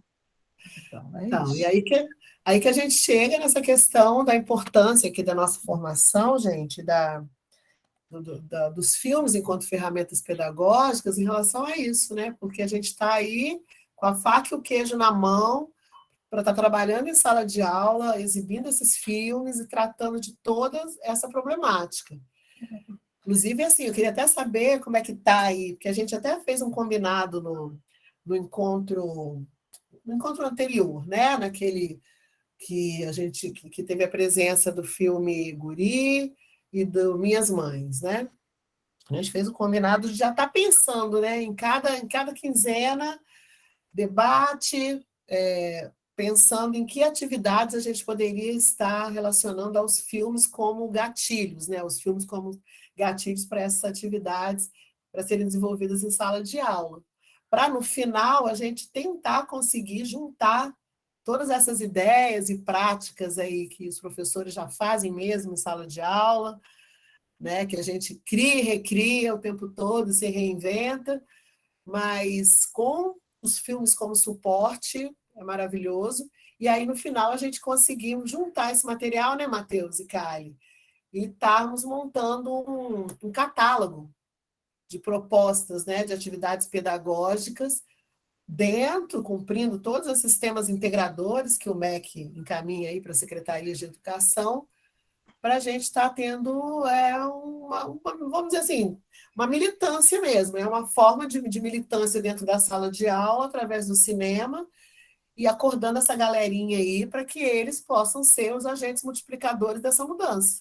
Mas, Adriane, é o seguinte, ainda tem um detalhe. Com esse diálogo que a gente tem hoje, agora me veio à mente uma coisa. Sim. A militância da natureza é tão importante porque a gente está vendo que a gente foi eleito um governo que é contra nós mesmos. Por isso que ele defende a morte do indígena, ele quer acabar com a FUNAI. ele quer acabar com a Embrapa, que é a questão dos alimentos, da fiscalização, né, da regulamentação. Então, assim, é importante a gente entender que a gente tem que ser militante, porque é Exato. muito conveniente para esse governo o discurso de ódio, porque, assim, eu vejo muita gente que defende a morte de ambientalista, porque é contra o governo do Bolsonaro, Sim. entendeu? Então, assim, a destruição das águas converge com a participação dessa criminalidade dentro da natureza, porque, como ele é um Estado liberal, o que é liberal? Os empresários vão poder fazer tudo, a gente só vai ter que dizer amém. Exatamente, isso aí. Foi ao falar sobre a questão das bacias hidrográficas, me surpreendeu esse meu, quando eu fiquei paralisada por conta do Rio Doce, de me atentar que o Rio Doce, né, já não era mais o mesmo, e de trazer tudo isso para eles, e aí já gerou um debate, a gente já começou uma conversa sobre essa questão aí dos desastres ambientais mais recentes, né, que é o de Brumadinho e o de Mariana. E é isso, gente. Dentro da sala de aula, nós estamos sendo silenciados, mas a gente tem que continuar, mesmo sofrendo perseguição, mesmo sendo oprimidos, mas a gente tem que continuar tentando ali, dando um jeitinho de estar militando, porque é essa geração que vai Encontrar tentar. umas linhas de fuga aí, né? Encontrar umas rotas para poder Exatamente. furar esse sistema. É isso aí. E aí, galera? Eu acho que esses dois filmes são fantásticos, né? E eu acho que eles juntos, numa mesma formação, no mesmo sábado, é muito incrível mesmo, porque são dois filmes que eu adoro. Bom, Diego é meu filho, eu seria suspeita, mas não, se eu não gostasse do filme, eu falaria também. Mas é um filme que fala muito sobre a gente, sobre Jardim da Penha, sobre toda essa transformação também desse bairro que, para além do aeroporto, é um bairro que tem uma importância muito grande em Vitória, nesse sentido de ter começado como um bairro operário, e agora ele tem uma outra interface totalmente diferenciada, e que isso passou pela minha vida, pela vida da minha mãe, pela vida de Diego, de vários amigos nossos que convivemos ali durante décadas. E um filme, né, de memória afetiva, de impacto ambiental, pela questão do ruído do aeroporto, de vazios e de ausências, por conta também da mudança da rota. E depois veio da Saskia, que, nossa, que é um soco no estômago também. Todas as vezes que a gente exibe esse filme, é isso que Matheus falou. Ele sensibiliza, ele emociona, porque a gente sente a dor do outro lado da tela. Independente da gente estar perto ou não do Rio Doce, ou de entendermos a importância de um rio, de uma bacia hidrográfica, né, tratando com pessoas mais leigas, como foi o caso da gente ter exibido lá na EJA, né, Saskia, lá na minha escola, em Serra Sede, mas mesmo assim a gente via no semblante das pessoas, e principalmente das mulheres, né, do quanto aquele sofrimento saía da tela e atingia a todos. E aí isso gera mesmo um entendimento, um alerta em relação a essa questão das águas e da perversidade desse grande projeto aí, capitalista, liberal, que quer acabar com tudo, né? Então, acho que é por aí, gente. Acho que nosso encontro foi um sucesso. Está sendo, né? Ainda estamos nele. Nosso tempo nem acabou ainda, mas eu queria ressaltar isso, que os dois filmes foi uma combinação muito feliz, né?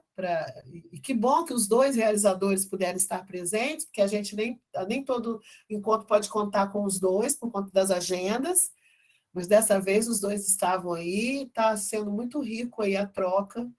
Hoje tivemos menos professores presentes, né? Infelizmente, mas a gente também entende que nem todo sábado esses professores todos estão disponíveis. Mas a presença da Fábio, da Janes, da Helena, foi, assim, está sendo de extrema importância aqui para a gente, né? Helena, você está caladinha? Quer falar, quer conversar alguma coisa com a gente sobre essa temática toda aí, dos dois filmes, ou de um deles, enfim. Aproveitar a Saskia que está aí ainda. Oi, Helena. Boa tarde, gente. Tudo bom, querida? Aqui tá frio, eu tô deitadinha só escutando. Você está onde, É, Helena? Santa Catarina. Ah, você está em Santa Oi. Catarina? Nó, É, tá frio mesmo. tá frio. E aí eu tô só escutando. Esse tema ambiental, assim, eu até tinha falado em algum momento que eu tenho um pouco de dificuldade, sou da sociologia, e eu tenho um pouco de dificuldade, eu tô escutando e aprendendo com vocês, na realidade, hoje. E assim, dos dois, assim, eu gostei muito do Rio de Lágrimas, Uhum, porque tem uma questão ali, eu acho que os dois têm, mas eu acho que o de Lágrimas tem uma questão muito afetiva, assim, sim, socioafetiva, e eu achei super interessante para passar na sala e discutir com os alunos, né? Que para mim ali é um bem comum que está sendo discutido, né? Um exatamente. bem comum compartilhado por uma diversidade de pessoas com diversidade de realidades e que impactou completamente a vida das pessoas com ele e sem ele, né? Uhum. E a memória também, aspecto da memória, assim. E é isso. Dou parabéns para as duas pessoas que apresentaram hoje o trabalho, o documentário. Beleza, querida. Muito obrigada pela sua presença. Realmente esse tema é super pertinente. Infelizmente, ele vem de uma forma negativa, né? Muito negativa para a gente. Mas precisamos discutir, precisamos trabalhar a cabeça dos meninos, dos nossos meninos em sala de aula sobre isso. E eu estou bem feliz porque a galera fez questão de tirar o título de eleitor, tá? Foi um negócio incrível. Eles fizeram questão e ficaram cobrando dos colegas. Já tirou seu título? Olha, o prazo é até tal dia. Porque eles querem votar no Lula de qualquer jeito. Porque, gente, acontece cada coisa, olha. Nessa escola que eu estou ali em Serra Sede, do tempo integral, por exemplo, esses dias uma menina ela foi flagrada pela coordenação da escola dando um selinho em outra menina. Um selinho. E aí a família, a mãe dessa menina foi chamada na escola. Essa mãe é evangélica. E o que aconteceu? A menina, no outro dia, voltou à escola com a cabeça raspada. Ela tinha o cabelo enorme e ela veio com a cabeça raspada, toda alanhada ela apanhou muito em casa e passou aí para a escola com um capuz, né? Naquele momento que estava fazendo muito calor, ela ia com capuz para cobrir a cabeça. E quando a mãe descobriu o capuz, falou que era para ela tirar o capuz, porque senão ela ia bater nela na rua para todo mundo ver a vergonha que ela era Por por que a conta escola disso chamou tudo. a mãe para falar isso? Então, aí vem o ponto. Aí os alunos se revoltaram e questionaram a escola por que foi chamada mãe, se tem vários alunos héteros Que beijam. namorando, beijando por todos os cantos da escola e nenhum pai foi chamado. Botaram A escola falou que isso faz parte do protocolo, né, da CEDUD, que não pode haver namoro na escola e tem que ser chamado os pais, e que os casais héteros não foram flagrados, mas ela e a outra menina, sim. Ou seja, saíram para a tangente. Essa Então, menina podia assim, ter sido morta, né? Essa escola tem ela noção poderia ter sido disso, morta. né? Ela E podia ter sido aí, morta. a escola foi denunciada anonimamente para o Conselho Tutelar foi lá, deu uma confusão, chamou a mãe, e resultado, o que o Conselho Tutelar ofereceu para a menina foi ou um abrigo, ou ela ir para a casa da avó, que também é evangélica, que também não. Então a menina, tadinha, preferiu ficar onde estava mesmo. Mas hoje eu estou muito feliz, assim, porque o cabelinho dela cresceu, ela tá linda, porque ela é muito bonita, ela tem um rostinho super delicado, então o cabelo curtinho caiu muito bem. Adriana, as pessoas precisam entender que religião hoje é nazismo. Essas religiões É, neopentecostais é nazismo. Não ensina Cristo. Cristo é um homem bom, pacifista. Exato. E aí ela agora, gente, depois disso tudo, é que ela está conseguindo se reconstituir novamente com o apoio de alguns professores, como eu, e mais poucos, tá? Poucos professores, porque a maioria dos professores da escola também são evangélicos e também Infelizmente. E aí ela tá com o A cabelinho questão LGBT na adolescência, tem menino que corre risco de vida, bicho. Não pode contar. Exatamente, Não é exatamente. assim. E aí ela agora absurdo. está... Essa pessoa que entrou em contato com os pais dessa menina devia ter sido demitida. Exatamente, mas foi tudo com apoio da... Eu tô falando, essa escola é assim, funciona tudo uma A panela. diretora é evangélica também, né? O problema é isso. Direção, coordenação pedagógica, todo mundo junto, Nossa. pensa da mesma forma. E aí, agora ela está morando com o pai, pelo menos ela conseguiu sair da casa da mãe, Dá morando bem. com o pai.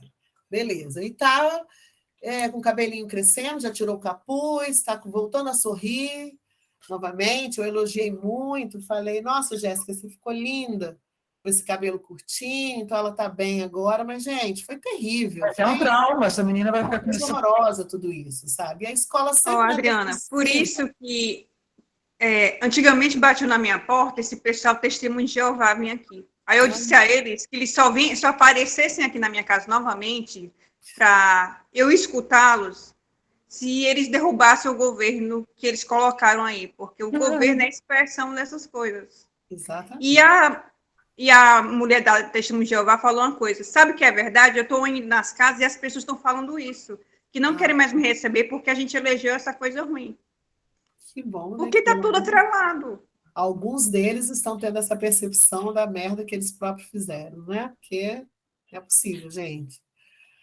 Porque isso foi terrível e traumatizou a todos nós, sabe? Aos alunos, a gente, os professores que têm um olhar sensível para isso, claro, porque teve muitos que criticaram, que apoiaram a escola. Então... Uma coisa a diretora proporciona é educação sexual. Vou chamar uma professora da área de educação sexual para falar sobre o assunto, e não ela se interferir, porque ela é evangélica. Então, e aí um produtor Mas eu acho assim, cinema... Eu acho assim, gente, essa questão LGBT Helena, fale, na Helena. escola, eu acho que essa questão LGBT na escola ainda é um grande tabu, assim, sabe? E eu acho que independente se for evangélico, pentecostal, é uma questão do brasileiro, do ser humano como brasileiro, de entender isso, né? Que não consegue ver num jovem a possibilidade dele escolher, porque a nossa geração não quer deixar essa galera escolher, ou caçar essa galera experimentar, né? Porque às vezes a gente escuta assim na escola, mas a gente vê que é menina aqui no ensino médio, aí beija uma menina, depois lá vira adulta e casa com um homem, fica grávida, enfim. Tá aí daí, cara. Só que a gente tem que respeitar a experiência deles agora nesse momento. Né? Então a questão é muito complicado. É complicado e delicado, porque o adolescente começa a sofrer, né? Exatamente. Ele sofre muito, né? E daí assim não consegue se assumir, daí a escola oprime, aí chega em casa é oprimido também, e aí vira os conflitos internos e externos para ser preciso. E aí eu recebi o contato de um diretor de produção essa semana, que está fazendo um filme sobre sexualidades, né? Vários tipos de sexualidades, em várias idades diferentes, em várias situações diferentes, e é um fruto de um edital da Secult também, e a contrapartida seria estar exibindo esse filme para as escolas e trazer uma psicóloga especializada em educação sexual para jovens, para fazer o debate, e me propôs que eu oferecesse, né, a atividade para as duas escolas que eu trabalho.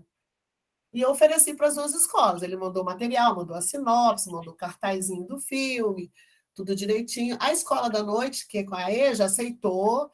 Eles já vão fazer 2 exibições lá, segunda e terça, à noite. Agora, essa escola da tarde pediu o filme. Eles querem ver o filme para ver o conteúdo, se o conteúdo é pertinente. Só que o filme está ainda em processo de edição. Então, o produtor me disse, olha, Adriana, eu vou tentar um recorte do filme para mandar essa semana ainda. Mas eu acho que nem vale a pena, porque eu sei que não vai ser aprovado. Porque fala de relações LGBTs, falam de trans, falam de todas as possibilidades, né, humanas das pessoas se relacionarem, serem felizes. E eu acho que não vai passar. Lá à tarde não vai passar, então estou aguardando ele mandar um recorte, mas não tenho nenhuma esperança numa escola que precisaria de mais, porque é uma escola que tem uma incidência de crises de ansiedade, síndrome de pânico e depressão muito grande entre os adolescentes. Justamente por isso, porque a maioria das famílias são evangélicas, a escola é extremamente repressora e os meninos estão nesse período de descoberta. Tem vários casais, né, homossexuais, tanto de meninas e meninos. E tem um detalhe, até o adolescente nem quer mais ser evangélico, é de pertencer de família evangélica, e eles também estão se questionando se compensa estar numa religião dessa. Eles estão Porque é uma- obrigados a frequentar, são obrigados, mas dentro da escola eles se comportam, eles conseguem se manifestar, querendo se manifestar de uma forma completamente diferente. Mas a escola não virou mais o espaço seguro para eles serem quem eles são de verdade. Porque a escola pública, gente, eu sempre entendi como a riqueza da diversidade. Quando eu trabalhei no Paz Barreto, onde eu conheci os meninos, a Cariana e o Matheus, e foram meus alunos desde a primeira série do ensino médio no projeto de cinema, de cineclubismo, era uma escola que onde eu me formei, né, porque foi lá que eu comecei minha carreira. E eu achava lindo, era isso, a diversidade de cores, de orientações sexuais, de orientação de crenças, e de todo mundo convivendo, e das empatias em relação a isso. Agora, chegamos num momento onde nem dentro da escola pública esses alunos estão podendo existirem. Então, sinceramente, gente, eu não sei. Inclusive, eu estou sofrendo, né? Estou sofrendo perseguição nessa escola.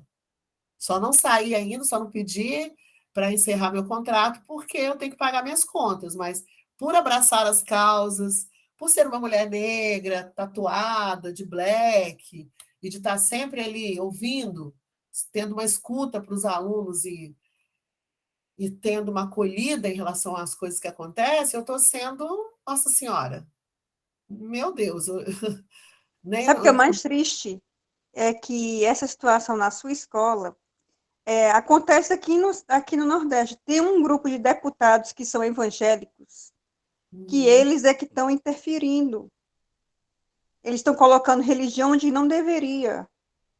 no Brasil. Religião é na igreja. A igreja é o espaço lá das ideias deles. A escola é outra coisa. Exato. Então, esses deputados que foram eleitos pela população, vereador, senadores, é que encabeçam, porque eles têm a caneta para estar numa comissão, para aprovar um projeto de lei, estar numa secretaria, e eles vão diretamente na onde eles querem, destruir a educação. Gente, eu acho que religião nunca foi dentro da igreja, se a gente parar para pensar direito, né? Em todos os lugares do mundo, a religião ela sempre esteve misturada com a vida civil e interferindo nas políticas e tomando conta da educação. Quantas escolas de padre e de freira que foram espalhadas pelo Brasil inteiro e como que eles moldavam o comportamento das pessoas. Só que agora as igrejas evangélicas neopentecostais tomaram conta desse poder, só isso. O poder só mudou de nome. Na verdade, ele mudou de nome, né? Porque, na verdade, as beatas viraram evangélicas, é mais ou menos isso. Então, assim... Viraram tudo goiabares. Sempre controlou a vida das pessoas, é isso.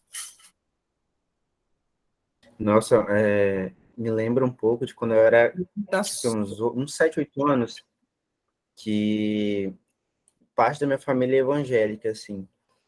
E eu não gostava, parte é evangélica, parte é espírita, aquela mistura, né? Só que o fanatismo pela religião evangélica, cara, é absurda. Eu lembro que eu tinha 7, 8 anos e eu não tinha uma opinião formada, né? Então eu ia onde me levavam, né? E quando os evangélicos da família descobriam que eu fui num centro espírita, assim, eu ia porque tinha as evangelizações, né? Quando eles descobriam, cara, você vai pro inferno, e sabe aquela coisa pesada que jogam? E Sim. Isso me fazia sentir um medo absurdo, que eu achava que o capeta ia me pegar a qualquer momento, sabe? E eu me sentia sufocado, que eu acabei indo só para a igreja evangélica, eu só ia porque eles ficavam alimentando isso, sabe? Aquilo. E quando eu fui crescendo e formando, entendendo o que eu queria, cara, hoje eu posso dizer que eu tenho raiva de evangélico, a crente. Eu tenho uma raiva que vocês não têm noção, sabe? E essa raiva começou lá atrás, desde os meus 7, 8 anos, quando a família ficava ali, você vai para o inferno. Cara, vai falar isso para uma criança, sabe? É um Certeza. absurdo, sabe? E com o passar É do tempo, converter pelo medo, né? vai piorando. Vai piorando. Sim. Gente, qualquer religião que traga dogmas, sabe, preconceitos, e a religião é uma instituição criada pelo homem, como a Saskia falou, a partir disso Mas sempre qual foi é o por único dinheiro. lugar que tem preocupação com o comunismo? É as igrejas neopentecostais. O comunismo nunca foi implementado, mas lá existe o bicho-papão do. Ih, voltou. Desculpa, Janes. Pode continuar falando. Não, era só isso mesmo. Onde é que está o medo do comunismo? É nas igrejas. Uhum. É isso aí. Não tem lugar não. Nem a pessoa que é do campo progressista fala de comunismo, mas são eles que mencionam. Eles que criaram o kit gay, cura gay. Foram deles, as ideias são deles. Arrepios isso. Kit gay, cura gay, meu Deus. É sexo. Eles são sexualizados na igreja e reprimem. Eu acho que sei lá. Pois é, gente. Então, Diego, você retornou aí? A gente está quase no finalzinho, tá? Mas a gente estava falando aí, porque a coisa, né? O assunto deu tanto pano para a manga que chegou nessa questão aí do espaço educacional, né? E de todas as questões absurdas que estão acontecendo e que, dada a importância da nossa militância enquanto professores, mesmo acuados e silenciados dentro da escola, mas que a gente tem que usar o cinema aí, nossa grande ferramenta, que é o objeto aí da nossa formação, para estar tentando modificar, né, a mentalidade, não modificar, mas estimular a mentalidade crítica desses alunos. E aí eu contei alguns fatos que aconteceram lá na minha escola, a Janes também, e aí vai, né, dos horrores que estamos vivendo nesse momento por conta da religião interferindo dentro do espaço escolar, que é um espaço laico, né? Enfim, e a gente está meio que finalizando aí nossa gente, deixa eu só falar, eu vou ter que sair, e aí, assim, queria só, antes do Diego falar, eu queria só me despedir, agradecer a vocês, adorei, obrigada pelo convite, vocês são muito queridos, e eu fico sempre muito agradecida quando eu tenho a oportunidade de mostrar o filme, mas infelizmente eu tenho que sair, eu tenho um outro compromisso agora. Não, meu bem, sim. Tá Muito bom? obrigada a você. Seu filme é necessário e você é necessária também. E sempre a gente vai estar chamando e contando com a sua disponibilidade, né? Tá bom. E depois a gente conversa melhor, Tá tá? bom, meus amores, obrigado. Beijo. Tchauzinho. Obrigada, obrigada mesmo. Então, querido, então você, né? Agora você encerra, né? É isso, né, gente? Voltei de paraquedas para cá. Mas sempre fico muito feliz, né? Eu acho que nosso ímpeto principal, enquanto cineasta, é fazer que os nossos filmes sejam vistos, né? E é difícil pra caramba ser realizador no Brasil e batalhar ou para fazer filme na guerrilha, ou para fazer filme dentro das lógicas de edital e o trabalho que isso dá, e o quão complexo é a gente conseguir distribuir isso, né? Ao mesmo tempo que a gente tem leis que prevêem essa exibição dentro do espaço escolar, a gente tem o grande público a ser formado para a naturalização do cinema nacional, que é o público dentro das escolas, e o cineclubismo, ele é a nossa grande ponte, assim, os nossos filmes só são vistos a partir do cineclubismo. Então, eu, enfim, comecei toda a minha atuação no cinema a partir do cineclubismo, e para mim é tipo, eu acho que eu faço filme para cineclube, sabe? E eu penso o cinema para muito além do que é essa lógica do cinema de arte, né? De entender essa reverberação possível dos filmes, assim. Então, chamem sempre. Acho que o debate é importante, a gente está aqui para isso mesmo. Não, com certeza. Matheus, por exemplo, agora está trabalhando num filme guerrilha, como você falou, na guerrilha, porque é um filme que não é resultado de edital, é um filme que está sendo feito na unha e na raça, né, Matheus? É uma websérie, e é É uma assim. websérie. Legal. Fala aí pra gente um Conta pouquinho. pra gente. Vocês estão me ouvindo? Querido. Vocês estão travando um Então, pouquinho. Sim. agora estamos Estão me ouvindo ouvindo? sim. Falar. Ah, beleza. Eu não entendi a pergunta. Não, estou Conta falando pra que gente do filme, da websérie. que está sendo feita na guerrilha, Tá. aí, Então, sem orçamento, sem cara, nada. assim, então, assim, como toda produção, é sempre não um estresse, é sempre uma tensão, né, muito grande, né? E quando é uma produção independente, ela triplica, né? Porque assim, você depende muito da disponibilidade das pessoas, do tempo das pessoas, e assim, você não pode cobrar muito. Então você tem que ir de acordo com o que as pessoas estão ali para doar, né? O pouco que elas estão ali para se doar. E assim, sempre aparece motivo para você querer sair do projeto e tal. E por você, eu falo por uma questão minha, o que me prende mais em permanecer num projeto que não é meu é a história, sabe? É toda o desenvolvimento da trama, né? Todo o desenrolar da trama.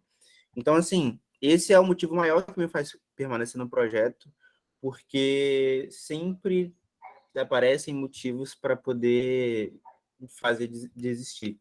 Então, assim, é você contar com a disponibilidade das pessoas, que você não pode cobrar muito, né? Que nem ontem. Ontem eu ia fazer uma filmagem na praia de Camburi, eu estava voltando da serra, uma menina mora lá perto e outra ia sair de Cariacica. Então, assim, e tava todo mundo avisou que ia atrasar. E por mais que eu estava um pouco estressado ali, pô, gente, cadê? Não é hora de atrasar. Eu não mandei essa mensagem porque eu não posso cobrar, sabe? Eu não posso chamar a atenção porque eu estou Voluntário, né? sendo pago para. Entende? É. Então, essa é uma das questões que a produção independente tem, né? Que é bem desafiadora e triste. E, assim, Não, mas o produto contar com depois tudo, vale a assim. pena. Hum. E é você ter boca... Como é que é? Ter boca para pedir, né? Saber, não ter vergonha para nada. Pô, me empresta a sua casa, me empresta essa sua peça de roupa, né? É tudo isso. É todos esses detalhes, assim. E, oh, meu Deus do céu. É porque tem um filho diretor de arte também, né? Que querido, Tem que outra eu sei questão também exatamente o que que é isso, correr atrás dessas questões aí de ambientalização aí da trama, do filme, do roteiro, enfim. E às vezes não é tão fácil, questão né? também que a história ela se passa numa favela e a gente usa as armas de brinquedos, né? E a gente sempre tem que estar pedindo autorização para os traficantes, né, do lado da favela, e a gente fica naquele medo, né? Porque às vezes a gente está dentro de um espaço, aí alguém entra e fala, olha só, os traficantes passaram armados aqui na frente. E, tipo, são detalhes, assim, que sabe? Sim. Fora o estresse de produção, Mas né? Que está faz valendo. parte, e é isso, gente. Está valendo, Matheus, porque no final vai valer a pena e vocês vão colher os frutos, sim. Vai ficar legal, uma websérie, então, né? Tem como vocês estarem depois captando aí, enfim, umas formas de exibição e de ganho em Assim, relação a isso, e de e cada estar produção fazendo mais eu levo. episódios, né? Não, sim, com certeza. E cada produção, assim, é uma escola para mim. Porque o que eu estou fazendo nessa, eu não fiz em outras, né? Coisas que eu Sim. sabia que tinha que fazer, né? Detalhes técnicos, assim, e que eu estou aprendendo a fazer, sozinho, assim. Não sozinho, né? Eu estou aprendendo a praticar, né? Então, assim, detalhes que eu não fazia em projetos anteriores, agora eu estou fazendo. Um exemplo é aquele cuidado em cena, sabe? A gente está abordando assuntos de uma favela, então cada núcleo aqui está trazendo assuntos diferentes. Então a gente tem que pegar detalhe aqui, detalhe ali, fazer essa troca de plano. E essa preocupação eu não tinha. Então cada produção, hoje eu paro para pensar, para analisar tudo que eu tinha feito antes e o que eu estou fazendo agora. Está totalmente diferente, sabe? Essa noção Sim, que eu não tinha tanto isso, antes. isso é maravilhoso, é o aprendizado, né, que a gente vai adquirindo a cada trabalho, né, a cada vivência que a gente tem. Parabéns.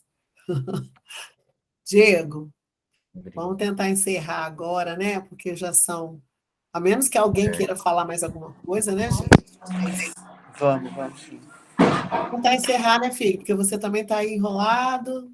É isso. E Mas eu acho que é isso. Alguém tem mais alguma coisa para dizer, alguma consideração? eu estava falando que hoje a gente teve um grupo menor, mas os filmes, o casamento aí, né, dos dois filmes, a escolha dos dois filmes no mesmo tema integrador, foi muito feliz, porque eles dialogaram muito bem, e tudo que foi discutido, enfim, maravilhoso. E agora a gente tem que continuar na perspectiva de estar pensando nas atividades, né? De como levar isso para a sala de aula e quais são os gatilhos que a gente vai estar despertando nos alunos aí, para as discussões, para as atividades, para no final a gente tentar juntar tudo que os professores aí pensaram, né? No decorrer da formação, para a gente tentar formar esse catálogo de atividades, tá bom, gente? Cada quinzena, né? Filmes integradores diferentes e novas possibilidades de atividades pedagógicas aí para a gente estar, oh meu Deus, militando aí na sala de aula, que é a nossa função. Obrigada, querido, por ter tirado um tempo aí do seu trabalho para estar com a gente. Espero que amanhã você possa vir dar feliz aniversário para sua mãe. Vamos Amanhã ver. é meu Acho aniversário, que sim. pelo amor de Deus. Vem me dar um beijo, não precisa de presente, não, mas eu quero a sua presença aqui. Amanhã, Tá pelo certo. amor de Deus. Tá bom, querido? Tá bom. Obrigado. Obrigada, Helena. Obrigada, Fábio, minha querida amiga.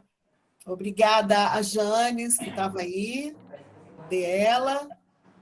A Kali Matheus, nossa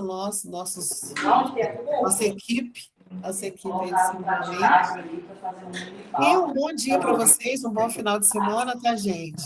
E em relação à formação do dia 10, a gente, repetindo mais uma vez, a gente vai se reorganizar, né, meninos?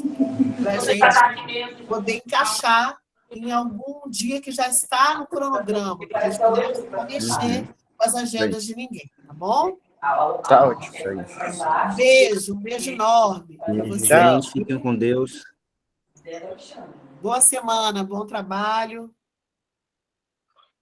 Tchauzinho. Tchau, gente. Meninas. Tchau, tchau.